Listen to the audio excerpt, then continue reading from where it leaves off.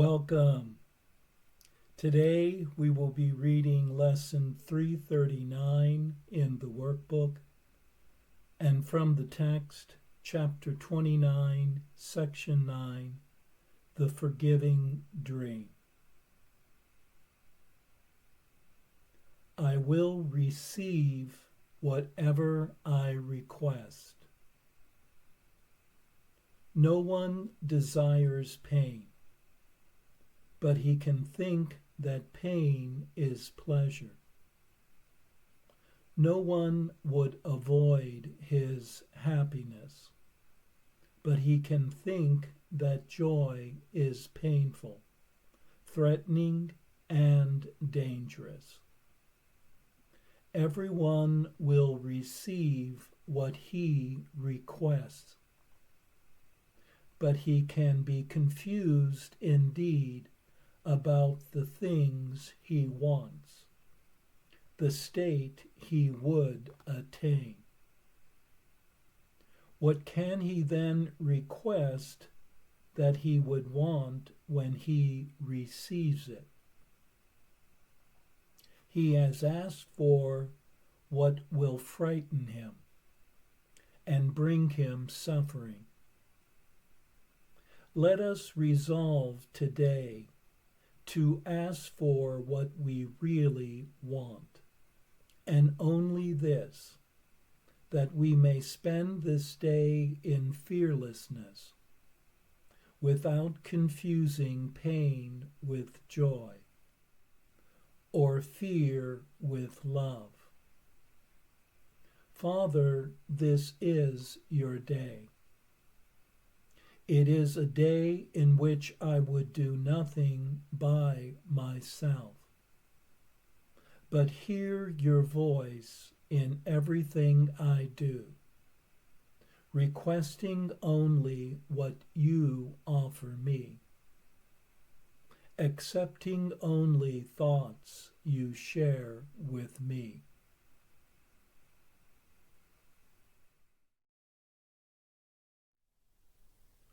What one is given is what one has asked for in some manner. No one wants to be unhappy, but they may believe that suffering is the price required for their happiness. Everyone acquires what was summoned, though one may be unsure and unclear about what one wants and what one is asking for. Let us today realize what one truly desires and ask for this and only this. For conflicting wants will only delay their arrival. And may one not confuse suffering for happiness and conflict for peace. Remove the fear and doubt that stand in the way of one's true aspirations. For when one truly asks, one is truly answered.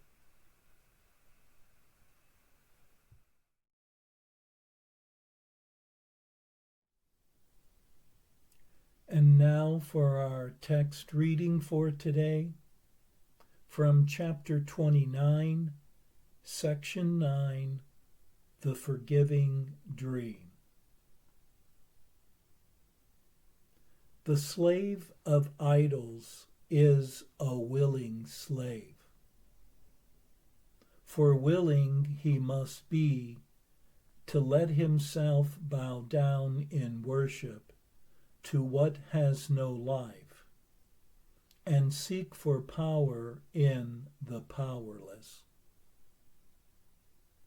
What happened to the Holy Son of God, that this could be his wish? To let himself fall lower than the stones upon the ground, and look to idols that they raise him up. Hear then your story in the dream you made, and ask yourself if it be not the truth that you believe that it is not a dream. A dream of judgment came into the mind that God created perfect as himself. And in that dream was heaven changed to hell, and God made enemy unto his Son. How can God's Son awaken from the dream? It is a dream of judgment. So must he judge not, and he will waken. For the dream will seem to last while he is part of it.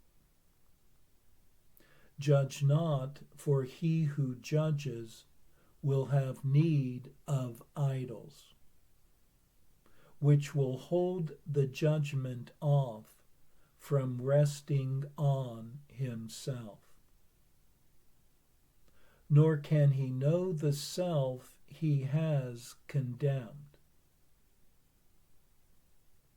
Judge not, because you make yourself a part of evil dreams, where idols are your true identity, and your salvation from the judgment laid in terror and in guilt upon yourself. All figures in the dream are idols, made to save you from the dream. Yet they are part of what they have been made to save you from. Thus does an idol keep the dream alive and terrible. For who could wish for one unless he were in terror and despair? And this the idol represents. And so its worship is the worship of despair and terror, and the dream from which they come. Judgment is an injustice to God's Son, and it is justice that who judges him will not escape the penalty he laid upon himself within the dream he made. God knows of justice, not of penalty.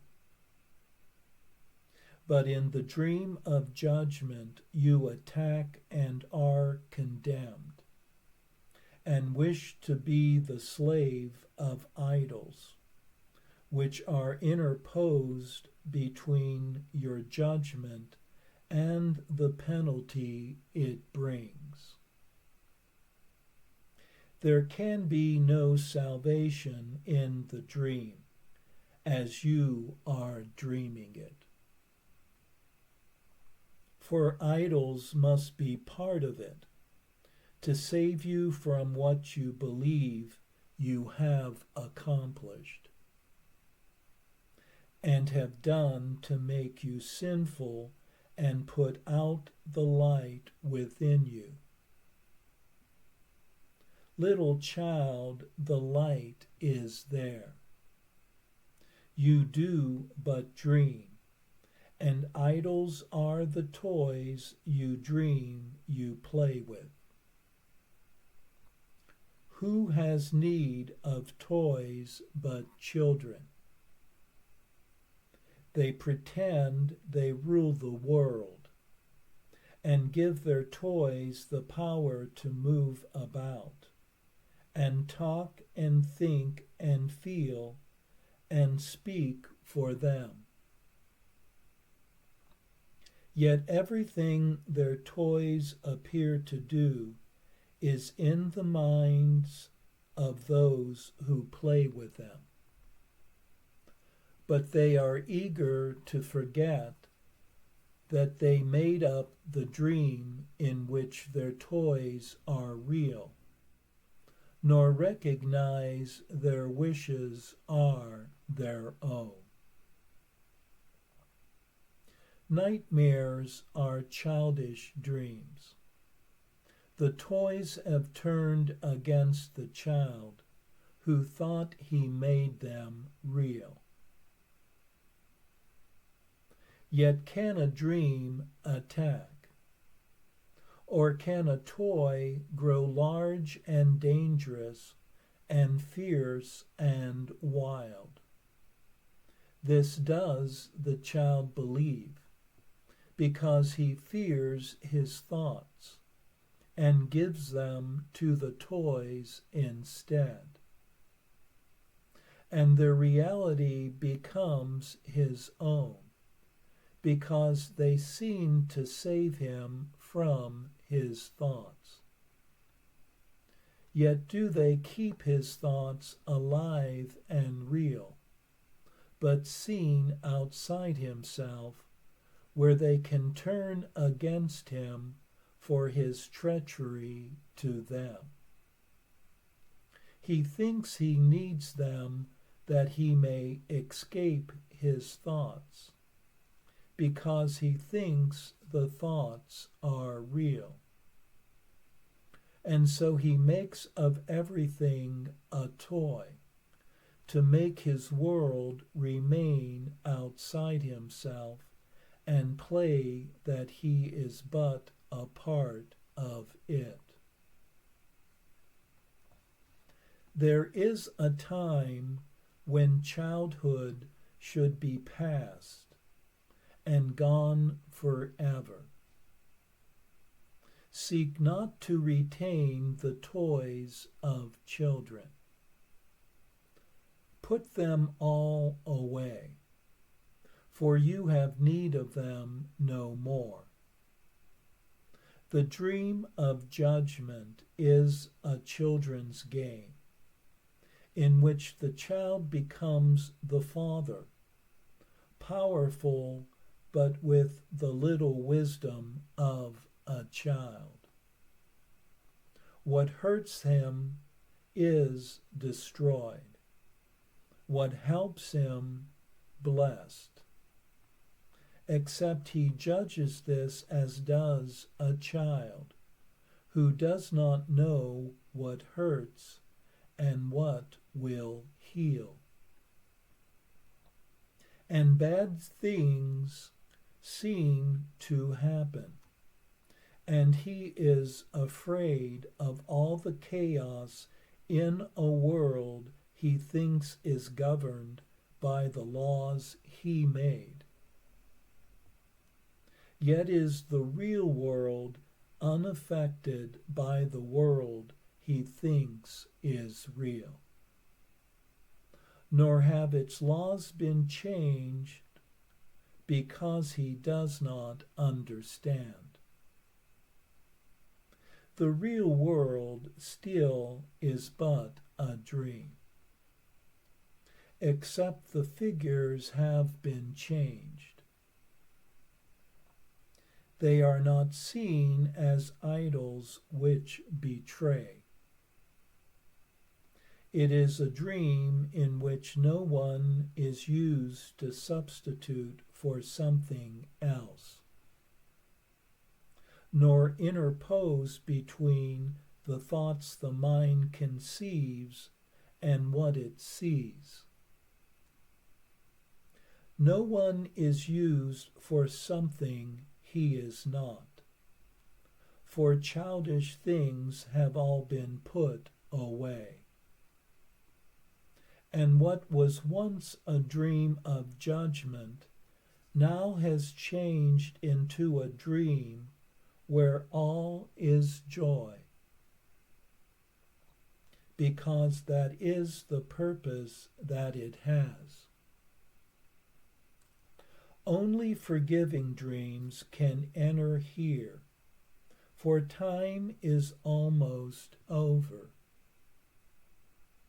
and the forms that enter in the dream are now perceived as brothers, not in judgment, but in love. Forgiving dreams have little need to last. They are not made to separate the mind from what it thinks. They do not seek to prove the dream is being dreamed by someone else. And in these dreams, a melody is heard that everyone remembers, though he has not heard it since before all time began.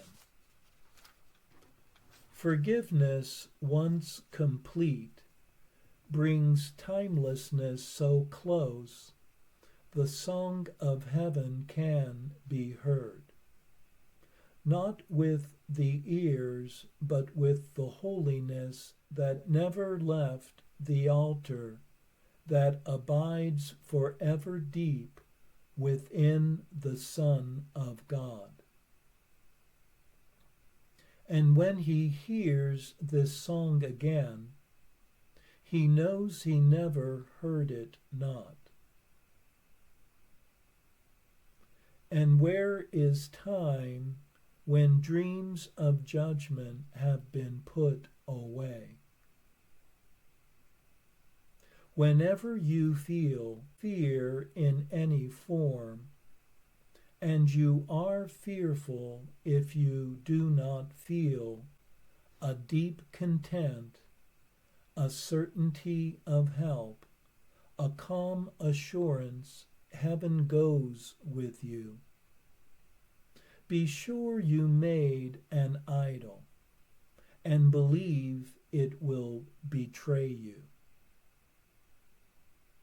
For beneath your hope that it will save you lie the guilt and pain of self-betrayal and uncertainty, so deep and bitter that the dream cannot conceal completely all your sense of doom. Your self-betrayal must result in fear, for fear is judgment, leading surely to the frantic search for idols and for death. Forgiving dreams remind you that you live in safety and have not attacked yourself. So do your childish terrors melt away, and dreams become a sign that you have made a new beginning, not another try to worship idols and to keep attack. Forgiving dreams are kind to everyone who figures in the dream, and so they bring the dreamer full release from dreams of fear. He does not fear his judgment, for he has judged no one, nor has sought to be released through judgment from what judgment must impose. And all the while he is remembering what he forgot, when judgment seemed to be the way to save him from its penalty.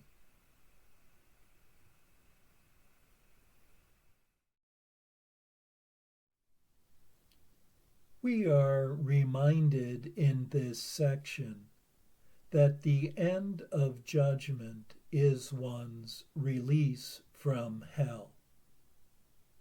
When one judges not, one awakens from the dream of judgment. In judging, one must have idols or false beliefs to deflect the attack thoughts that will return to oneself. The dream figures in the dream are all idols, including the false image of oneself. They are like children's toys who one projects one's thoughts upon, so one does not have to admit these thoughts are one's own.